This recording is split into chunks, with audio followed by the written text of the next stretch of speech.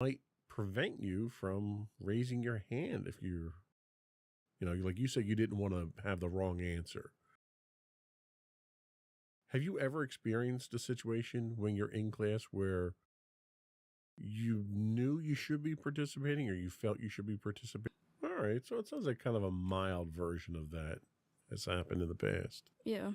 What about showcasing your talent?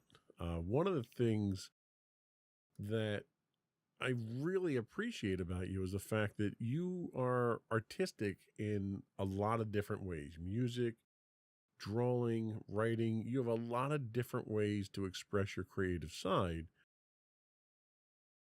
Does your shyness hold you back from expressing that to others? Is it something where you just create and keep it to yourself and to Mommy and I, or do you show it to other people? I mean, I'd like to show my art to other people, and I did that when I was younger, specifically when I ended up making comics, and in aftercare, whenever we had, reading time, I would get my comics out and show everybody.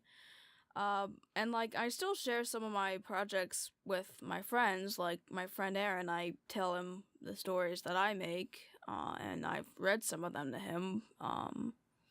Not really. Recently, I haven't really been showing people, though, besides you and Mommy. So there are opportunities for you to showcase your art. There have been art shows where your art has been put on display. There have been times where you've had a chance to write and be published. They've all kind of been school assignments, though. Have you participated in those when those opportunities came about? Well, yeah, a lot of the times, most of them were required, being completely honest. But, I still put my creativity in it, and whenever there is a school assignment that allows you to be more creative, I, showcase that. Now, if it wasn't required, would you have still done it? I guess depends really what it was. It may not have been specifically the art, but whether I wanted to. I felt like putting the full effort in of the whole more scholastic aspect of it and less of the artistic aspect of it. But some of the writing assignments I thought were kind of neat, so maybe I would have, maybe I wouldn't. It really just depended on what the assignment was, I guess. Okay, that makes sense. I can buy that. So why do some people develop social phobia? Kids, teens, and adults can have social phobia. Most of the time it starts with a person is young.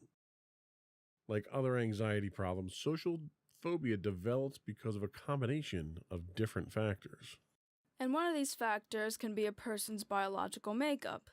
Social phobia could be partly due to the genes and temperament a person inherits. Inherited genetic traits from parents and other relatives can influence how the brain senses and regulates anxiety, shyness, nervousness, and stress reactions.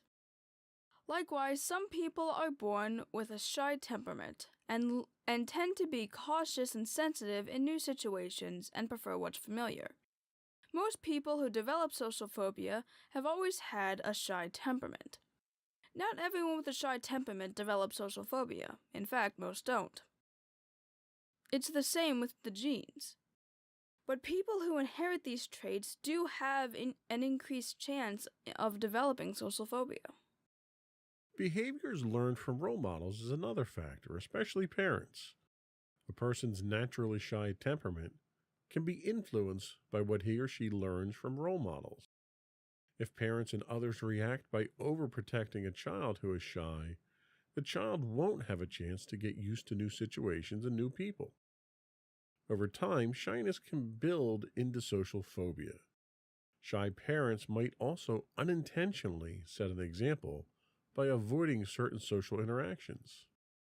A shy child who watches this learns that socializing is uncomfortable, distressing, and something to avoid.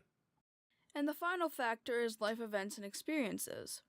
If people born with a cautious nature have stressful experiences, it can make them even more cautious and shy. Feeling pressure to interact in ways they don't feel ready for, being criticized or humiliated, or even having other fears and worries can make them more likely for a shy or fearful person to develop social anxiety. People who constantly receive critical or disapproving reactions may grow to expect that others will judge them negatively. Being teased or bullied will make people who are already shy likely to retreat to their shells even more. They'll be scared of making a mistake or disappointing someone, and they'll be more sensitive to criticism. The good news is that the effect of these negative experiences can be turned around with some focused, slow but steady effort. Fear can be learned, and it can be unlearned too. So, what do you think contributes to your shyness of these three factors? Is it biological makeup? Is it learned behavior from role models? Or is it from life events and experiences that have kind of made you shy like you are now? Well, I don't necessarily know about my biological makeup necessarily right now, so I can't really say it's that. Learned behavior from role models. Despite the fact that mommy is a very outgoing person, I think a lot of my shyness can tend to be learned from you, probably.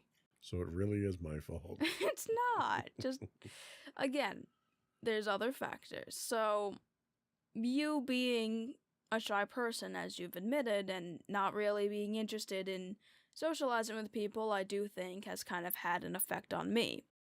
I know you really don't like socializing, you don't have many friends, and you get annoyed by people easily. So That is true, yes. And despite the fact that I have a decent friend group, I definitely get annoyed at people easily and don't trust people easily, much like how you do. So I'm assuming that some of my shyness probably was learned from being around you. Well, I guess that's possible.